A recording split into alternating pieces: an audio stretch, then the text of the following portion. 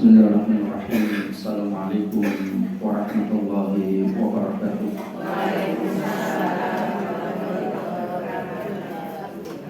Alhamdulillah, thumma alhamdulillah. Alhamdulillah hamdan yuwafi ni'amahu wa yukafi mazidah. Ya Rabbana lakal hamdu kama yanbaghi li jalali wajhikal karim wa 'azimi sultan. Asyhadu an la ilaha illallah wahdahu la syarika lah wa asyhadu anna Muhammadan 'abduhu wa rasuluh. Allahumma salli wa sallim wa barik ala sayyidina wa habibina wa qurrati a'yunina Muhammadin wa ala alihi wa ashabihi wa man tabi'ahum bi ihsanin ila yaumiddin. Ma'asyiral muslimat rahimani wa rahimakumullah.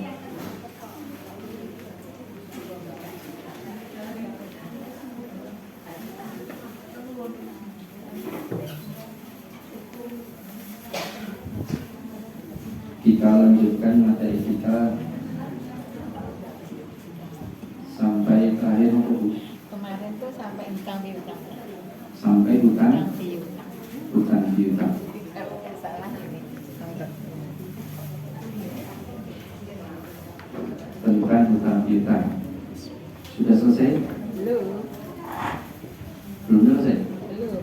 Ini baru sampai malam kok.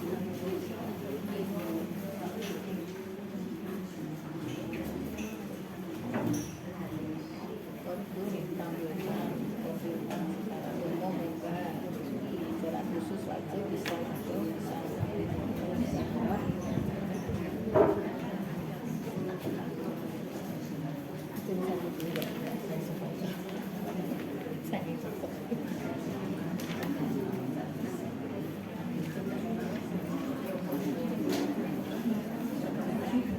Gadai belum? Gadai belum lah. Kemarin hutang piutang sama? Piutang sampai itu loh, bisa hukumnya bisa mubah, bisa Adab dalam hutang piutang sudah belum? belum. Adab-adabnya belum? Adab-adabnya belum, terus yang tadi dengan tidak lulus juga belum. Oh, ya.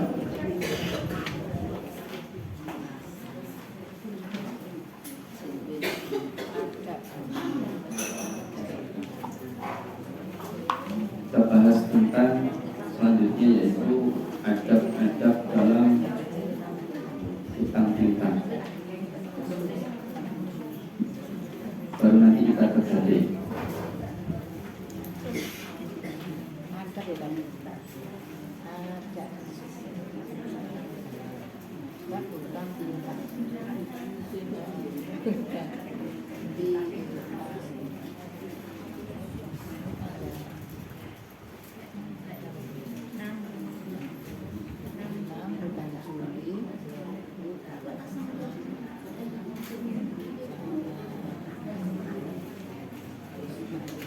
Rukun hutang piutang sudah kemarin ya? Kemarin tuh ada mubah gitu termasuk rukun ya? Bukan, itu hukum.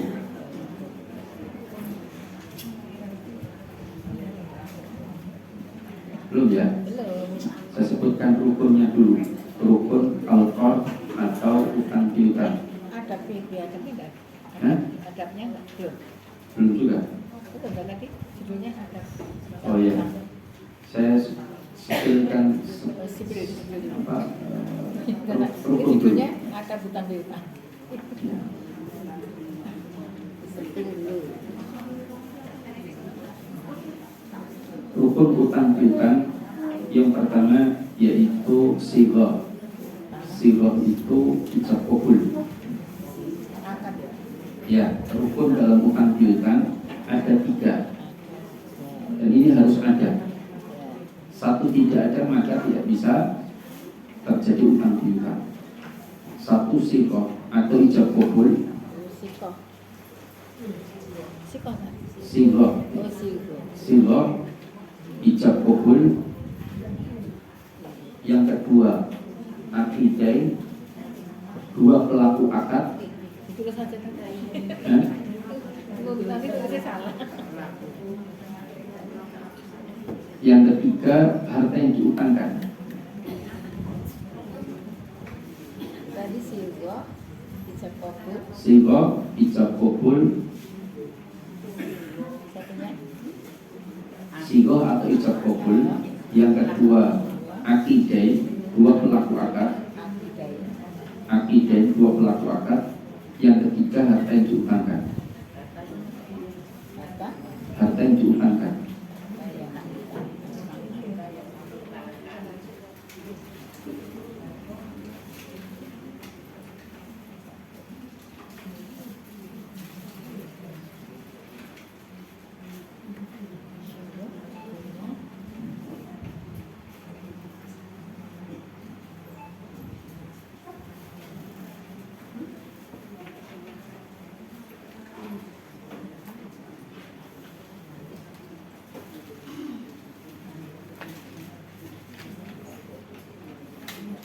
Sekarang pada adab-adab dalam utang piutang.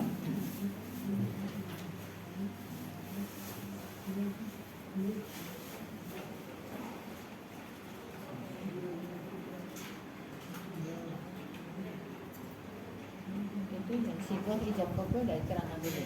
Kenapa? Yang sigo sama ijab kabul tadi. Diterangkan dulu. Iya. Oh, iya. Nanti kalau udah tinggal nanti ada piutang.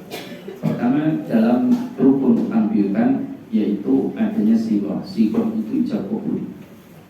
Ijab kabul ini menggunakan kata yang semakna dengan utang.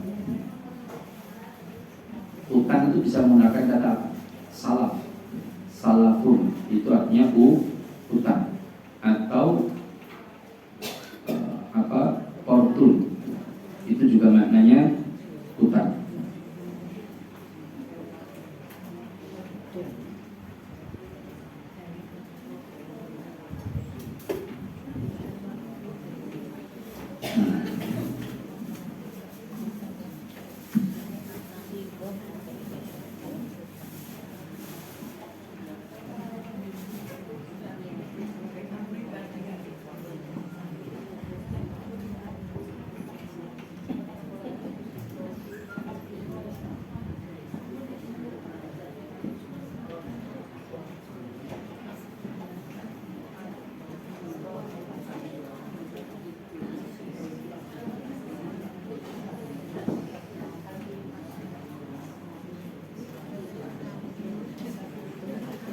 Apa artinya?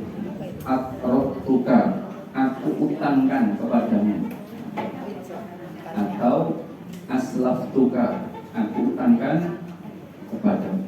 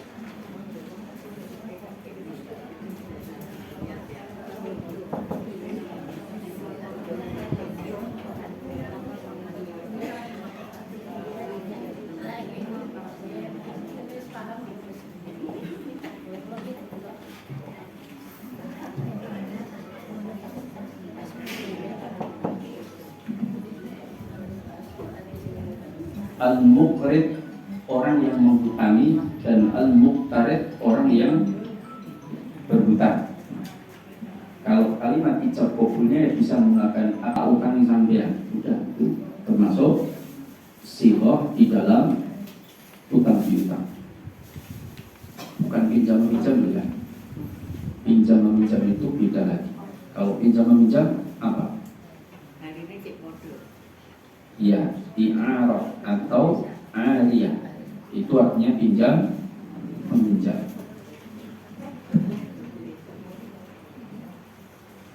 Aliyah atau i'arah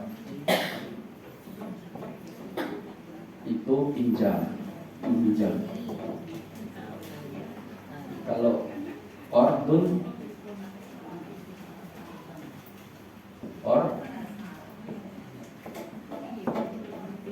itu utang atau juga bermakna salah.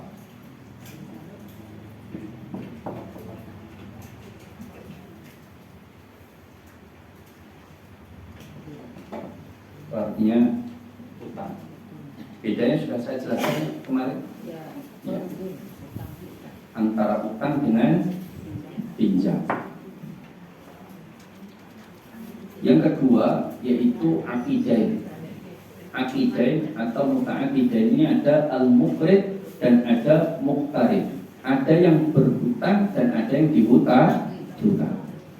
Kalau akad hutang piutang nggak ada yang dihutangi, maka nggak akan terjadi.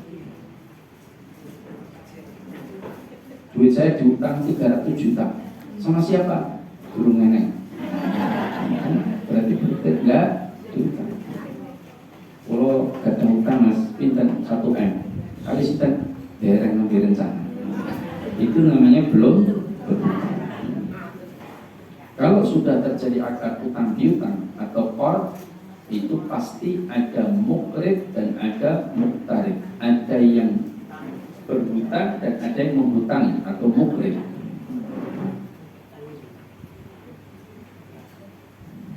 Yang ketiga, yang pertama tadi sighah, ijab qabul, pokoknya dengan bahasa apapun monggo. Yang penting maknanya hutang. Kalau dalam bahasa Arab, hutang itu disebut dengan qardun atau salafun. Kalau bahasa Arab saya menghutangi berarti aqradtuka atau aslaftuka. Aku utangi engkau atau aslaftuka, aku utangi engkau.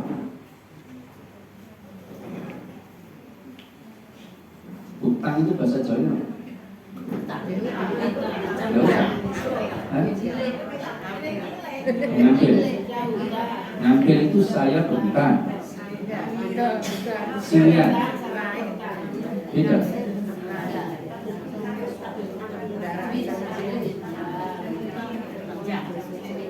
Apa saya lupa, ada bahasanya. Yang ketiga, yang pertama tadi sighah, ijab qabul, perkataan menggunakan kata hutang atau semakna apapun. Kemudian yang kedua akidain, dua pelaku akad, ada muqrid, ada muqtarid. Yang ketiga apa yang tidak? Harta yang dihutangkan.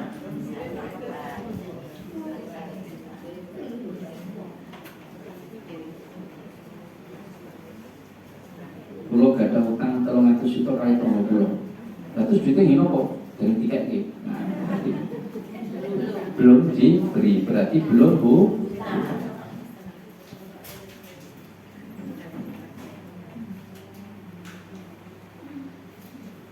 Kemudian syarat dalam utang piutang.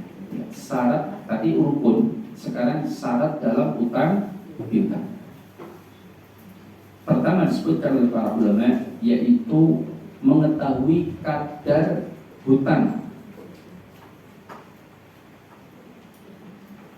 Artinya jumlah utang itu bisa diketahui kadarnya, baik dengan timbangan, baik dengan jumlah, baik dengan nominal, baik dengan besar kecilnya jelas.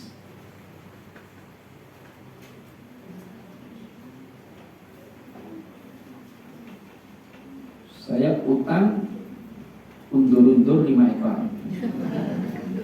Tadi jelas. Tahu undur-undur? Hewan yang jalannya mundur, betul? Nah, kepala lain itu belakang ke depan. Jadi jalannya ke belakang.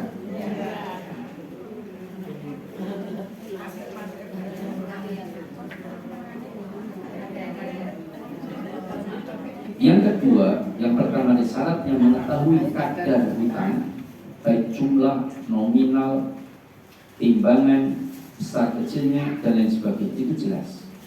Yang kedua, pemberi hutang. Pemberi hutang berarti siapa? Mukrid itu memenuhi syarat untuk bertransaksi.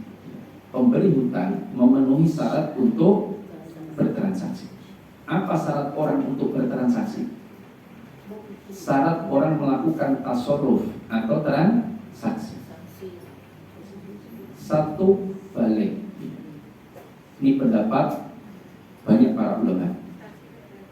Maka tidak sah anak yang masih kecil atau balita itu ngutangi atau melakukan akad utang piutang. Tapi banyak anak kecil melakukan akad utang piutang kalau di musim lebaran. Duitnya THR diutang sama bapak ibunya. Tapi duitnya harus reneng. Nah, kalau nitip berarti uangnya tidak boleh dipakai. Kalau dipakai berarti titipan itu berubah menjadi utang. Duit pun dibawa tenang wae nek utuh, wae nominal ya nek. Nek duitnya wis orang. Ada enggak gitu? Ada. Hadir enggak? Ya.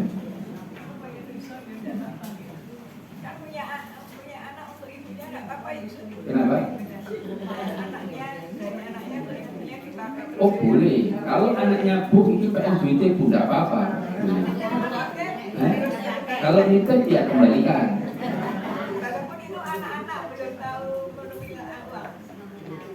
Ya kalau dia dititipkan bu aku titip, ya boleh-boleh saja nitip. Tapi ajarkan anak untuk amanah. Kalau anak kita minta bu duitku yang dulu mana, ya kasihkan supaya jangan ngajari amanah kepada anak. Sek le nduk misalkan. Nanti bu duitku sek gampang sase. Nah, anak nanti juga ikut ngajaran orang tuanya. Ya, makanya anaknya ketika utang ditagih sase. Maka ajarkan anak untuk amanah. Kita dititipi ya memang waktu itu ada ini di lemari, ini masih utuh, belum nggak ibu pakai karena titip. Boleh nggak ibu pakai? Boleh bu. Boleh untuk bayar SPP kamu? Boleh. Ya sudah selesai. Tapi kalau enggak ya kita jaga dengan baik.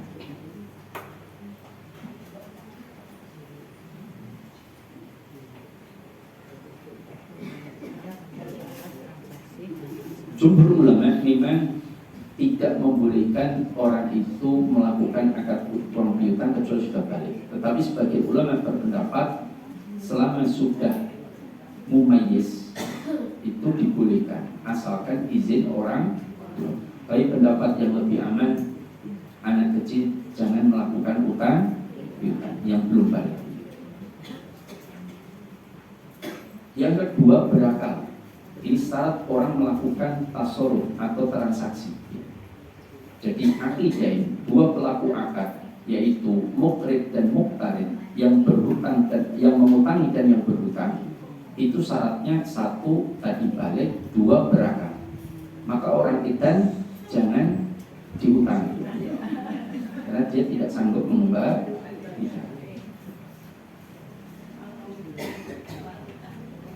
Dan jangan mengutangi orang idan terus dengan nagih, nanti malah bodoh-bodoh. Orang idan diutang atau dikasih utang. Kemudian yang ketiga merdeka. Budak itu menurut jumhur ulama tidak sah melakukan akad utang piutang. Kenapa? Dia nggak akan punya kemampuan untuk membayar. Kenapa? Karena semua harta budak itu milik tuan. Jadi yang berhutang adalah tuannya, bukan budaknya.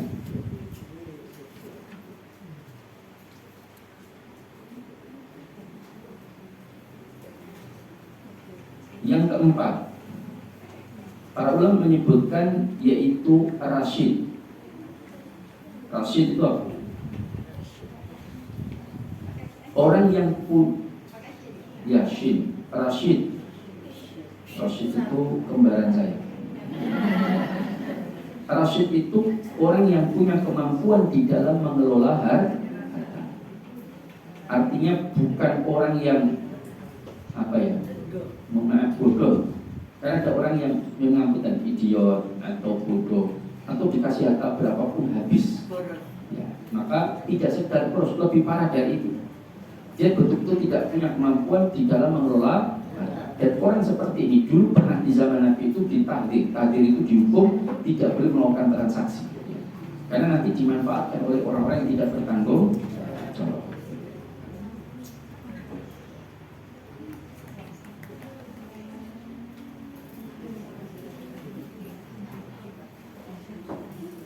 Kemudian yaitu memiliki harta. Yang kelima, para ulama menyebutkan memiliki harta atau punya kemampuan untuk mengembalikan, untuk punya kemampuan untuk mengembalikan.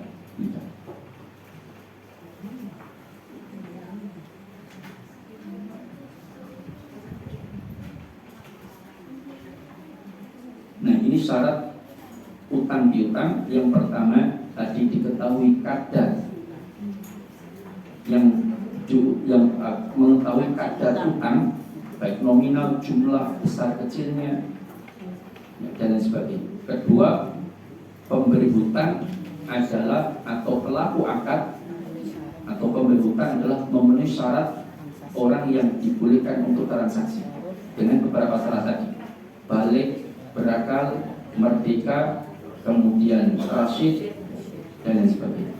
Nah, sekarang yang ketiga. Yang ketiga poin besar. Apa yang ketiga? Tidak mengandung unsur yang haram. Syarat dalam utang piutang tidak mengandung unsur yang haram. Kalau utang 10 juta bunga 2%, haram atau tidak? Maka boleh nggak utang piutang ini? Nggak boleh. Maka syarat dalam utang piutang tidak mengandung unsur yang haram.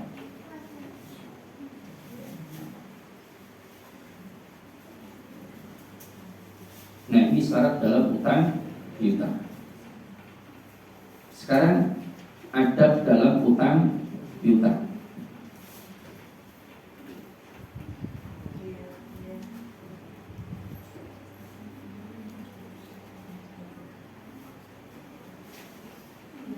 Menurut mazhab Hambali, ini bukan adabnya, jadi saya hanya tambahkan tadi yang berkaitan dengan syarat. Menurut mazhab Hambali, penghutang mampu menanggung, maka tidak sah memberi hutang kepada yang tidak bisa menanggung. Contohnya, jadi tidak boleh utang piutang itu terjadi pada salah satu yang tidak mampu menanggung. Contohnya, masjid, sekolah, negara, mampu nggak menanggung utang? Enggak. Misalkan ada pengurus masjid, utang bahan bangunan di toko besi. Mas, kita pengurus masjid mau utang dulu, yang utang masjid bukan kami, untuk bangunan. Ya berapa? Ya kira-kira 300-an juta. Oke, utang sama toko besi. Setelah selesai, toko besi nanti, Mas utangin ini masjid people, mang jaluk masjid, pulau singkang jadi pulau. Lah kan sing jaluk jenengan. Lah sing utangan jadi pulau sing utang Mas. Maka penjual toko besinya datang ke masjid, wahai masjid, bayarlah utang. Bisa nggak masjid bayar utang? Ya bisa. Makanya harus ada orang yang mewakili, artinya sebagai muta'akiden atau akiden, pelaku utang, sebagai muktarid yang berhutang. Itu harus sesuatu yang mampu menanggung, yaitu manusia.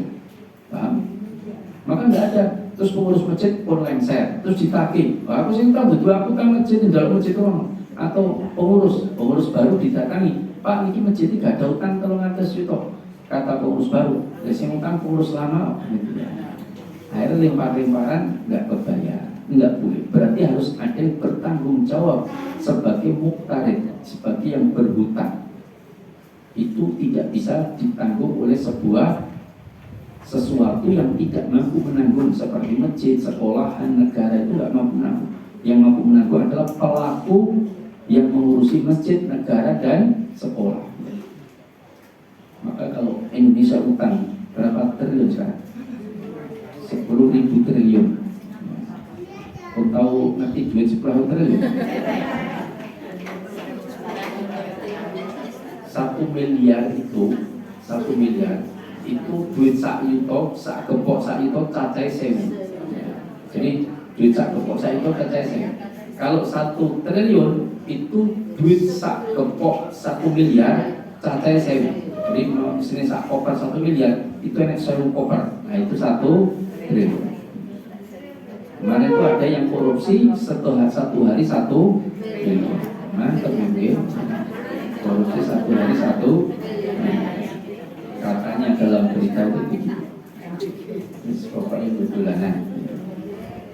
Nah, ini tentang. Jadi kalau negara berhutang bisa nggak? Ya nggak bisa. Yang bertanggung jawab ya yang waktu itu menjadi pejabat yang berhutang. Maka kalau dia sudah lengser, mau nggak dilimpahkan ke pejabat berikutnya? Misalkan dulu utang Mas Wi, sekarang Mas Wo. Maka Mas Wo harus terima dengan apa yang berutang oleh Mas Wi. Kan ada gitu.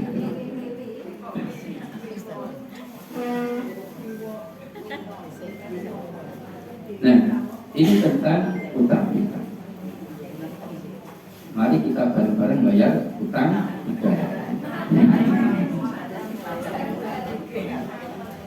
Melalui apa bayar utang negara? Karena pajaknya mudah. Di Indonesia itu butuh sabar. Contoh pahalanya kan. Nah sekarang ada dalam utang piutang.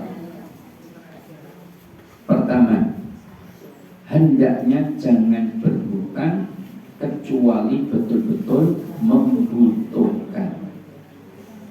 Hendaknya jangan berhutang kecuali betul-betul membutuhkan. Artinya jangan mudah berhutang. Meskipun hutang itu boleh, dan hutang itu bukan sesuatu yang hina, tetapi bisa menghinakan seseorang. Ada orang utang di kas iuran keluarga, dan dia gue setahun bayar, akhirnya pertemuan berikutnya orang tahu tekor. Ada yang seperti ini? Ada kan? Orangnya satu. Ada. Jadi dia sering ditagih, Mas, wis ditagih kok ke pengurus kabeh, yo iku tak bayar. Maka waktu ketika pengajian keluarga orang tahu karena waktu ditagih. Itu terjadi. Ada pula yang utang di arisan, wis etok pindah omah. Karena main ada nggak gitu? Ada. Orangnya datang juga. Yang kedua, orang yang berhutang atau muqtarid betul-betul punya niat untuk membayar. Jangan berhutang tapi tidak ada niat yang kuat untuk membayar. Dalam riwayat Imam Al-Bukhari, orang yang berhutang tapi tidak niat membayar alias ngemplang, maka Allah akan jadikan dia tidak punya kemampuan bayar hutang. Berarti Allah miskinkan terus, kan? Maka hati-hati. Maka hutang itu harus ada niat untuk membayar. Tak utang ibu kayak wongi kalem, oke wan, duit oke. Dia nake kita erawani, kan? Dia utangi 5 juta. Tapi niatnya memang nggak bayar. Nah, maka Allah jadikan musnah harta yang dia utang, dan Allah jadikan dia tidak punya kemampuan membayar hutang. Makanya jangan sampai punya niat ngemplang. Yang ketiga, hendaknya transaksi utang piutang itu ditulis sebagaimana dalam surah Al-Baqarah ayat 282. Ya ayyuhalladzina amanu idza tadayantum bidainin ila ajalin musamma faktubuhu. Jika wahai orang-orang beriman, jika kalian melakukan transaksi secara tidak tunai, maka hendaknya ditulis. Meskipun saya termasuk yang mengambil pendapat bahwa menulis akad utang piutang itu tidak wajib, tapi sangat ditekankan, paham? Tapi tidak wajib, tapi sangat ditekankan.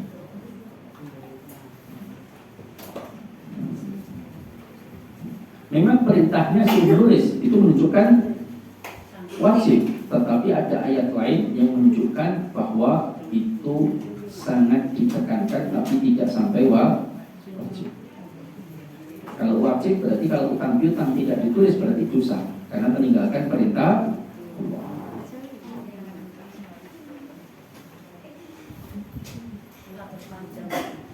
Ya, ayat terpanjang dalam Al-Quran itu surah tentang ayat tentang utang piutang. Sampai siapa yang mengutangi, siapa yang jadi saksinya, siapa yang menulis, itu sampai Allah jelaskan secara terperinci. Ini menunjukkan betapa penting dan besarnya urusan utang piutang. Bukan masalah besar kecilnya utang, tapi perkara utang itu bisa menjadikan seseorang itu terhalang masuk surga ketika meninggal belum dibayar,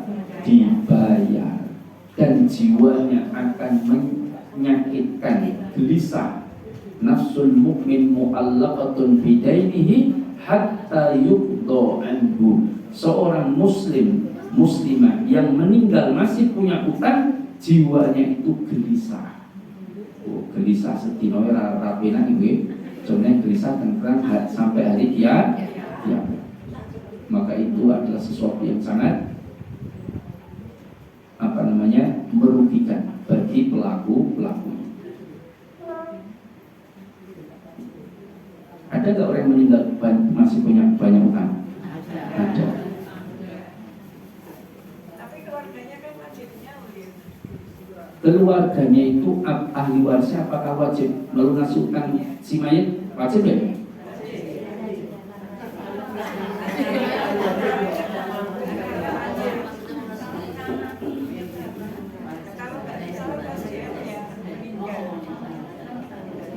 Wajib nggak kira-kira ahli waris yang membayar utang si mayit? Ya. Wajib kalau yang meninggal memiliki harta warisan.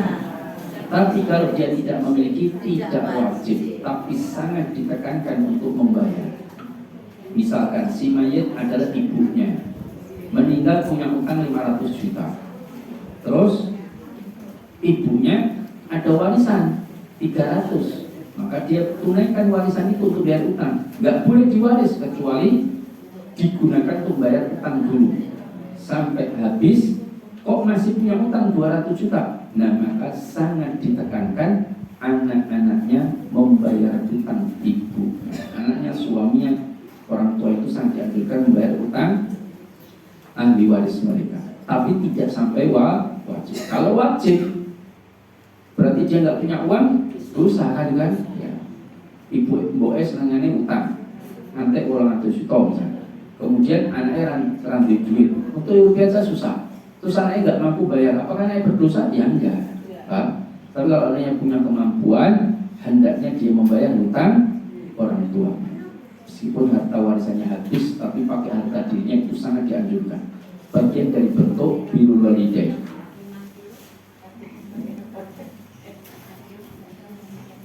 Yang keempat, betul ya? Saya mulai ngantuk. Jadi tidur pun nggak normal.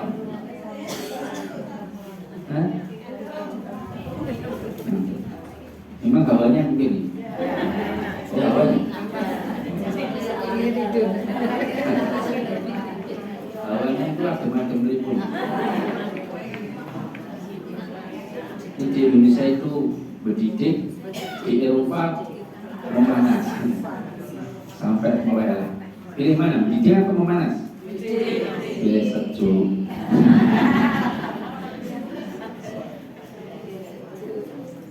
Mendidih yo kadang rapinan. Mosok pengajian kemulan.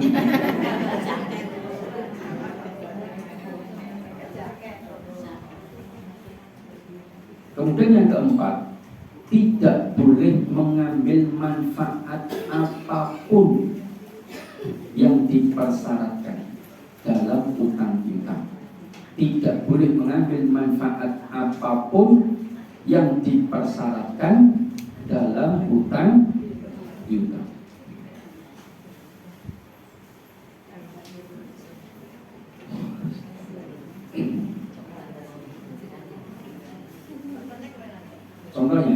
Contoh, Bu, jenengan tak utangi 5 juta, tapi sepeda motor jenengan jadi jaminan. Boleh nggak?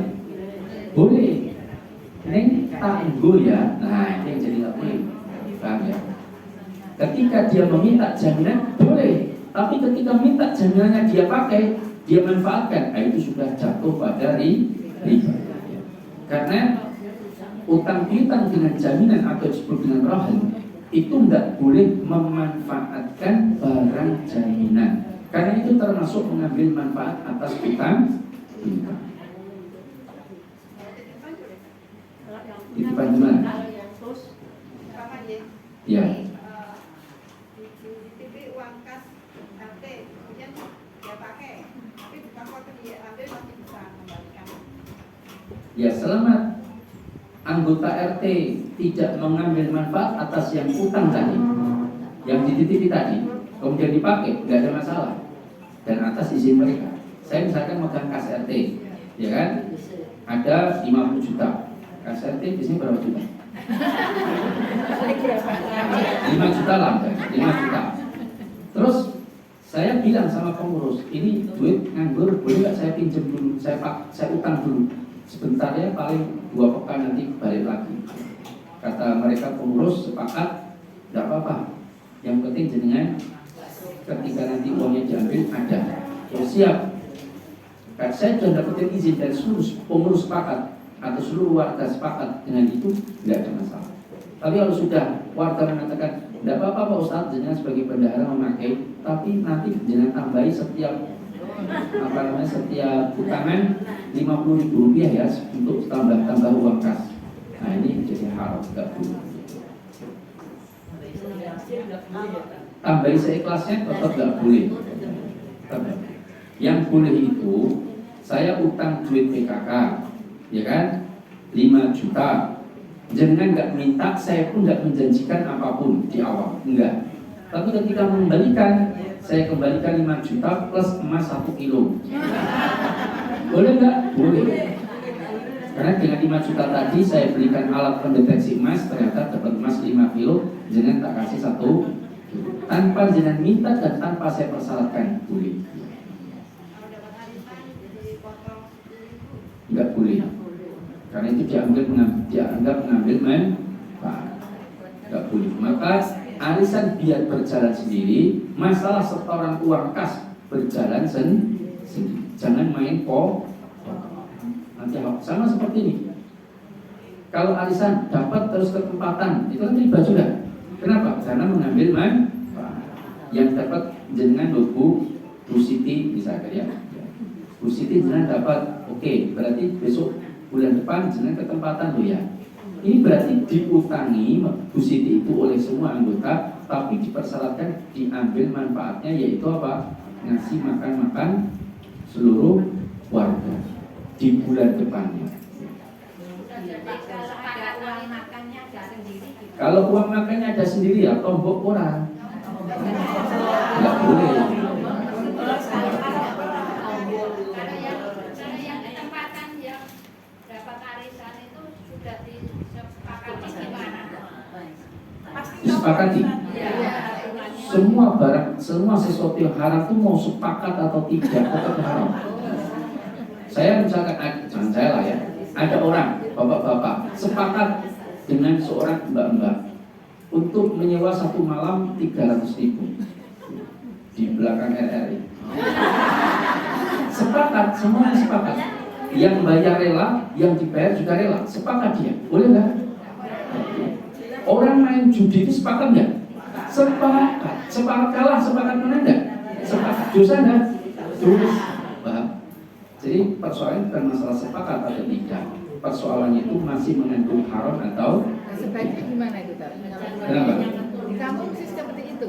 yang Arisan tadi itu. ya, kalau arisan yang dapat ketempatan gimana? Maka ketempatannya jangan didasarkan dapatnya arisan. Sudah selesai. Mau ada uang makan atau tidak ada masalah. Misal kita arisan ini ya, kita pertemuan pengajian setiap bulan, ya kan? Terus kita juga arisan. Nah, ketempatannya kita urutkan yang paling sepuh, misalkan ya, yang kira-kira duluan dijemput malaikat maut, didahulukan, misalkan. Maka diurutkan yang paling sepuh. Oke, diurutkan umurnya berapa, maka saya ketempatan yang paling akhir, misalkan ya, karena saya paling muda kayaknya ini. Nah, yang paling tua yang didahulukan. Terus masalah dapatnya arisan itu sendiri lagi, nggak masalah. Perkara itu ketempatan yang ngasih makan yang ketempatan juga nggak ada masalah.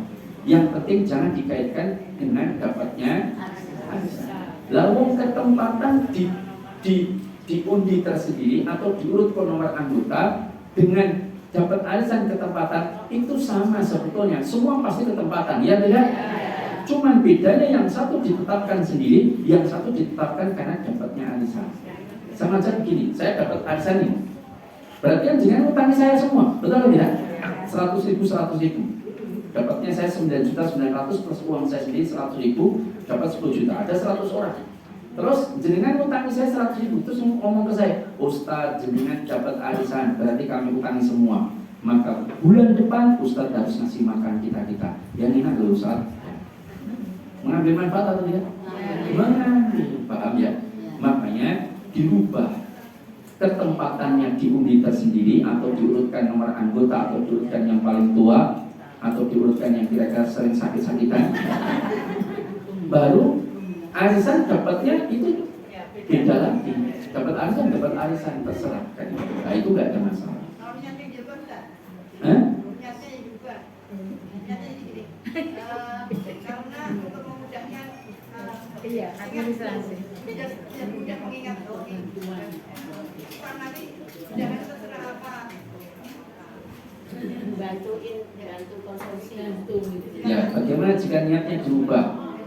Tapi kan niat dirubah itu secara kalimat akadnya kan karena dapat arisan, itu susah. Sudah kita usul nggak bisa dirubah, gimana? Loh, sebetulnya itu kita nggak merubah sesuatu yang fundamental. Kan misalkan sudah berjalan 1 tahun, kurang 2 tahun. Misalkan yang sudah ketempatan ada 30 orang, kurang 90 orang. Bila yang belum ketempatan tadi sudah diundi sendiri ketempatannya, terus dapat arisan. Ini jatuh ya podo ibu semua pasti ketempatan, betul tidak? Kenapa ditolak? Kan itu kan siji halal mau pilihan haram. Nah, maka yang nolak tadi perlu digeret datang ke wanita. Mungkin gitu kan. Pas waktu arisan itu sudah diundi toh. Iya. Itu kan menerima uang arisan terus dan beberapa souvenir seperti itu loh, seperti hadiah-hadiah, seperti apa ya? Ya betul. Pas ngaturnya pas itu uangnya itu jadi kan bisa untuk mundur gitu kan. Gimana itu? Nah, karena tujuan untuk bisa membayar makanannya karena mundur. Memangnya ada jaminan dapatnya sekarang, mundurnya bulan depan duitnya masih ada. Maksudnya duitnya kadang-kadang pakai, ya kan? Yang kedua, kalau seperti itu lebih baik arisannya itu bukan arisan tetapi iuran makan. Jadi setiap siapa yang mau kesempatan besok jenengan oke semua iuran untuk makan. Nanti kumpulkan kasihkan duitnya dia sama dia. Nah, itu tidak masalah. Kan dia begitu kan? Jadi istilahnya itu ayo besok pertemuan RT atau PKK atau Dharma Wanita. Di mana? Di rumah si bulan. Oke, kita iuran untuk makannya. Per orang 10.000. Iuran makan 10.000 kasihkan. Nah itu arisannya itu dapatnya kalau sudah selesai itu jadi Maksudnya dikopiok dulu gitu kan? sebelumnya ini dikopiok. Iya. Tapi nerimanya pas itu. Uangnya saya dapatnya uang itu ketempatan. Itu ketempatan. Gimana? Lah, pertama gini, dia itu ketempatan dulu baru dapat arisan gitu kan. Cuman Bu, jangan kalau pengen diutangi ketempatan dulu ya, maka nanti baru diutangi. Itu sama saja mengambil manfaat sama.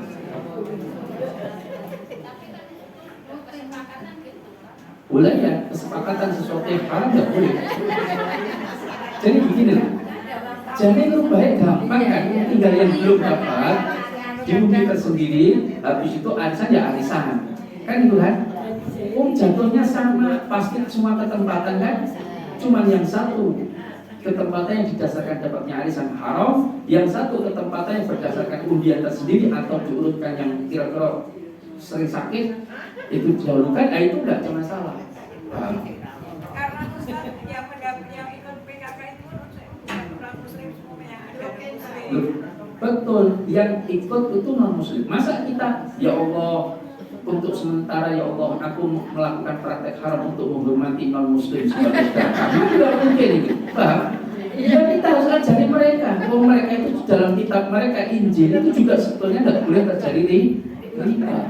Kita ajak mereka untuk yang benar, bukan kita yang menghormati mereka untuk tidak benar, kan juga? Demi menghormati kawan seakan minum khamar, kan nggak mungkin, soalnya dia kayak ada itu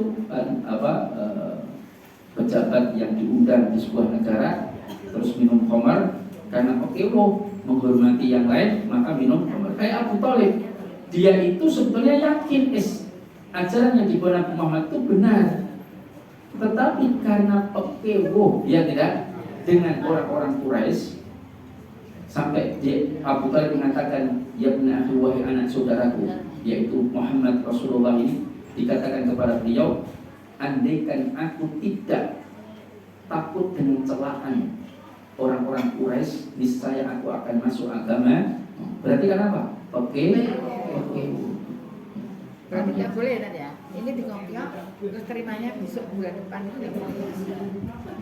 Di kopiok sekarang. Nah, sekarang kan bulan ini toh. Terus pertemuan berikutnya kan uangnya diaturkan pas berikutnya. Ya, kan saya khawatir dia akan dapat arisan selama ketempatan, kan gitu kan? Iya. Sudah sepakat di awal kan begitu. Iya. Beda dengan begini. Ini kita kopiok, ya kan? Untuk ketempatan. Terus habis itu pas ketempatan itu diundi lagi, kan gitu kan? Untuk yang dapat arisan. Nah, itu beda. Meskipun kebetulan yang dapat arisan adalah yang ketempatan, itu beda dengan jenengan akan diutangi asalkan ketempatan bulan depan. Kan itu kan sama saja.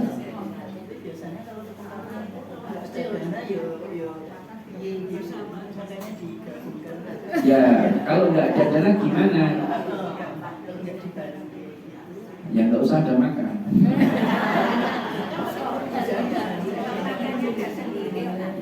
Itu sudah berjalan bertahun-tahun di Indonesia.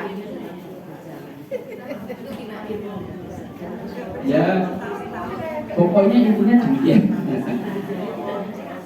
Aturannya demikian. Mau silakan. Kalau di RT saya alhamdulillah sudah sejarah seperti itu. Iya. Cuma seandainya misalnya saya dapat arisan, biar saya nggak punya utang, sisa arisan yang belum berjalan itu saya sisihkan, tidak saya apa-apain, itu gimana? Biar lebih nggak kena ribanya. Juga gimana? Saya ada utangnya 100.000. Ya.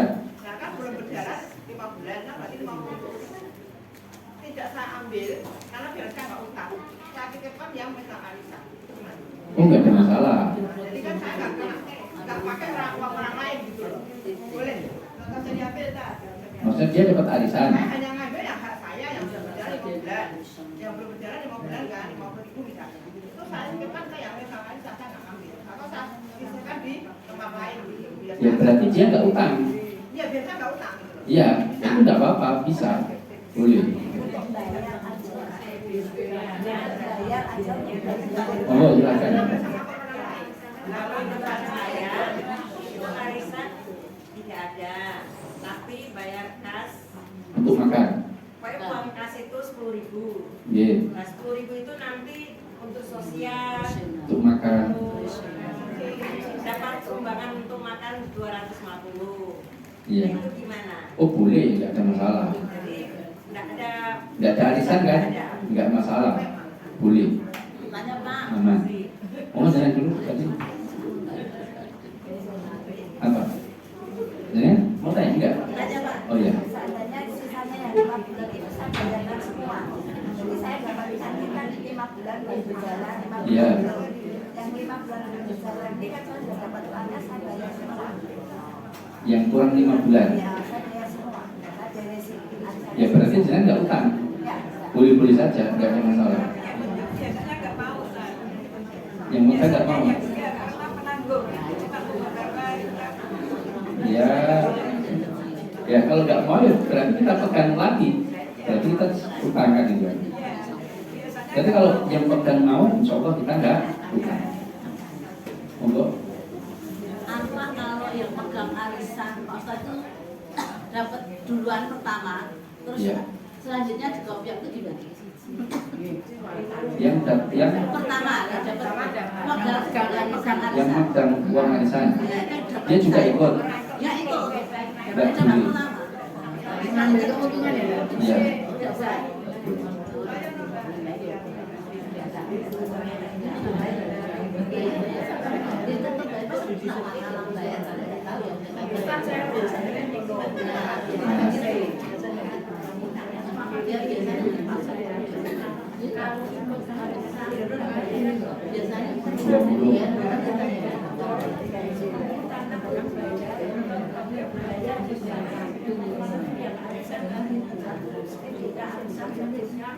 Makan.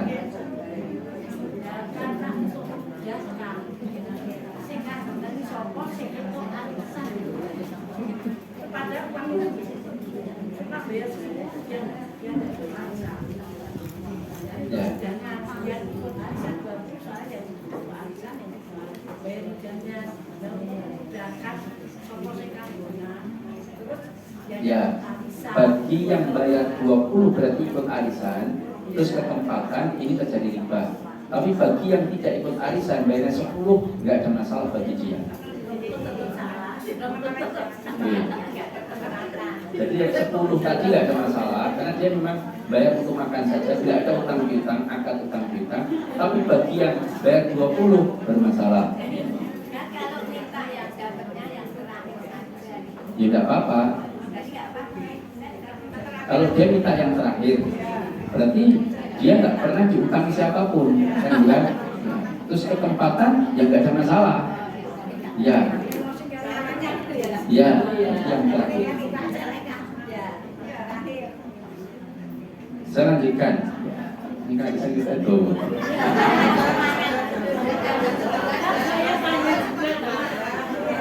Ya. Ya. Tinggal membawa uang kas, misalkan uang kas keluarga. Misalkan sekarang kasnya 5 juta, tapi uangnya saya campur dengan uang saya. Lah kadang uang saya, karena kan gampang ya kadang transaksi itu nggak saya sendirikan kecampur. Itu gimana? Boleh nggak? Gitu, Pak? Ya, pertama ini, kalau dengan pegang uang kas itu dimasukkan rekening misalkan ya, Iya, 5 juta. Selama dengan akadkan rekening itu yang 5 juta milik uang kas keluarga, sisanya berarti uang jenengan. iya. Ya nggak ada masalah. Ketika jenengan itu memakai duit itu tetap di atas 5 juta, nggak kepake uang itu uang kas, nggak ada masalah. Tapi kalau kepake harus izin mereka. Iya, iya. Kalau ada uangnya, uang di rekening itu tidak kurang 5 juta. Ya, ya. Ya. Saya lanjutkan dulu ya. Yang ke berapa? Juga. 5. Hendaknya segera membayar hutang ketika sudah mampu untuk membayar dan jatuh tempo. Hendaknya segera membayar ketika sudah mampu dan jatuh tempo. Kenapa? Matlul ghaniyyu dzulmun. Menunda-nunda bayar hutang pada punya kemampuan itu kedoliman.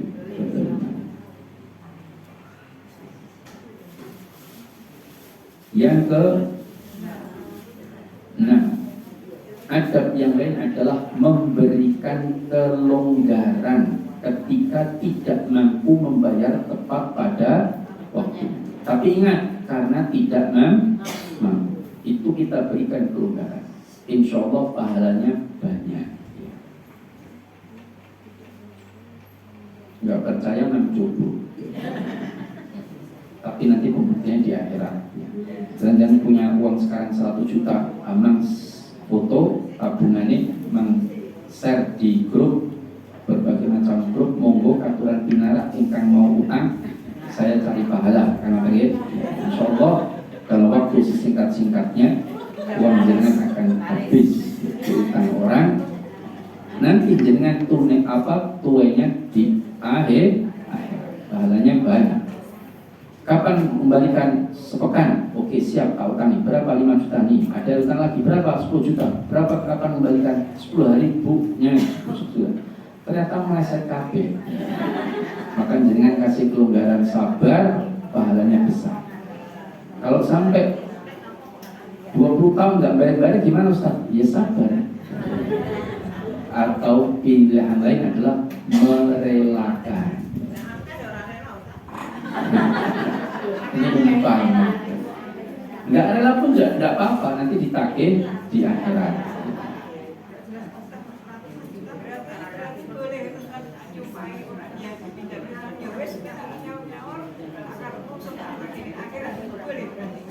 Boleh-boleh saja itu hadiah, tapi nggak usah menyumpahi maksudnya gue celaka yang akhirat jana. Tapi maksudnya kalau kamu nggak bayar, berarti urusan nanti di akhirat tuh ya, itu nggak apa-apa. Memang nanti urusannya memang di akhirat, karena dia nggak mau nggak bayar. Tapi kalau itu kan bayar-bayar, ya wes lah rasa bu bayar, tak ikhlas tak relakan. Nah itu juga bagus. Ini rambut senang.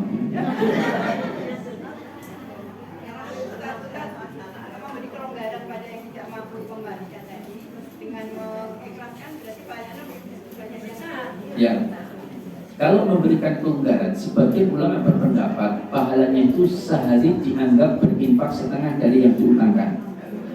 Sedangkan mengikhlaskan itu berarti pahalanya lebih besar lagi menurut pendapat banyak ulama, karena betul-betul diikhlaskan. Tapi ada sebagian ulama mengatakan terus kayak kelonggaran terus kira-kira mentok lagi ikhlas, pahalanya double kan?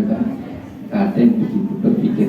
Tapi yang jelas Allah Maha Adil dalam memberikan pahala itu. Faktor penentu besar kecilnya pahala itu banyak, ya. Tidak hanya satu sisi, banyak sisi.